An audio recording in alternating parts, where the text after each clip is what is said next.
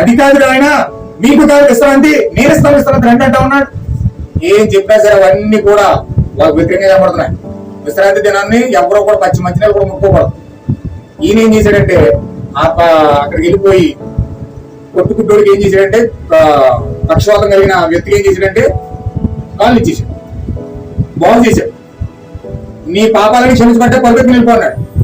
వీళ్ళకి వెంటనే ఎంత కోపం వచ్చిందంటే, మా విశ్రాంతి దినం బాగు చేస్తావా ఏంటి? అక్కడ కొట్టుకుంటే 20 సంవత్సరాలు 30 సంవత్సరాల నుంచి పడున్న వ్యక్తి పక్షవాతంతో పడిపోయి కాళ్ళు చేయి పడిపోయి అక్కడ దొడుతూ అడుక్కుంటున్న వ్యక్తి పక్షవాతం పోయి స్వస్థపరచుకొని చక్కగా సంతోషంగా ఇంటికి వెళ్ళాడన్న సంతోషం ఏదోకి. ఏమంటే ఎవరైనా ఒక వ్యక్తి అద్భుతం జరిగి స్వస్థత పొందుకుని పక్షవాతం అంతా పోయి దేవుడి సన్నిధిలో చక్కగా స్వస్థత పొందుకున్నాడు, ఎంత ఆనందం ఉంటుంది, ఎంత ఆనందం. అసలు వాళ్ళందరూ కూడా ఎంత ఆనందపడాలో చెప్పండి ఒకసారి. ఆదివారం ప్రార్థనకి వెళ్ళారండి, ప్రార్థన జరుగుతూ ఉంది. ప్రార్థన జరుగుతూ ఉంటే వాళ్ళు సబ్బాత్, మనం ఆదివారం చేస్తున్నాం, వాళ్ళు సబ్బాత్ శనివారం చేస్తారనమాట. శనివారం అందరూ సంఘానికి వచ్చారు. మీరు ఎక్కడైనా పెద్ద పెద్ద సంఘాలకు వెళ్ళండి, పెద్ద పెద్ద సంఘాలకు వెళ్తే ఒక క్రౌడ్ ఉన్న అక్కడ బాగా ఎక్కువ 1000 మంది 2000 మంది సంఘం వస్తున్నారు అనుకోండి. ఆ సంఘం లోపలంటే ఉంటే బయట మంది 10 మంది సాప్లే చేస్తారు, కింద టవల్ చేస్తారు, అడుక్కునే ఉంటారు. మీకు తెలుసు కదా, శివన్ చేసే ఒక 10 మంది 15 మంది అవతల అడుక్కునే వాళ్ళు ఏం చేస్తారంటే టవల్ పరిచేసి కూర్చుంటారు అక్కడ చాలా మంది. అలాగే యెరూషలేము దేవాలయంలో కూడా అందరూ కూడా బస్కకు వచ్చారండి. విశ్రాంతి శనివారం సభ చేయడానికి వచ్చారు. అందరూ చర్చికి వెళ్ళారు. చర్చికి వెళ్ళి అందరూ ఆరాధన చేస్తున్నారు. ఈలోగా యేసుక్రీస్తు కూడా చర్చికి వెళ్తాకు వచ్చాడు. విశ్రాంతి చర్చికి వెళ్తాకు వస్తే ఇంచుమించు 38 సంవత్సరాల నుంచి పడున్నాడు, పక్షవాతంతో పడి ఉన్నాడు ఒక వ్యక్తి.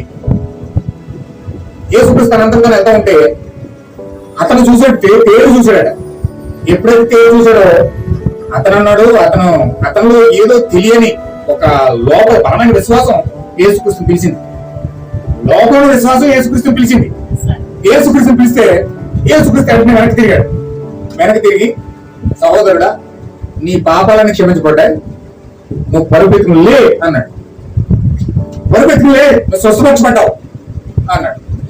వెంటనే ఆ యొక్క వ్యక్తి దిక్కులు వేసి స్వస్థత పొందుకొని ఆ పరుపుని అక్కడ పడేసి ఆ చేపలను అక్కడ పట్టుకుని పరుగు ఇంటికి వెళ్ళిపోతా ఉన్నాడు. ఇంటికి వెళ్తా ఉంటే పక్కన ప్రధాన యాజకుడు చూసాడు. ఆ చర్చిలో ప్రధాన యాజకుడు తమ్ము చూసి యేసుక్రీస్తు వస్తున్నాడు, ఏం చేస్తాడు మూలం చూస్తున్నాడు. రావడం స్వస్థపరచడం, ఆ వ్యక్తి స్వస్థపరచడం చూశాడు. వెంటనే మొత్తం చర్చిని అంతటే లేకుండా బయటకు వచ్చేసాడు.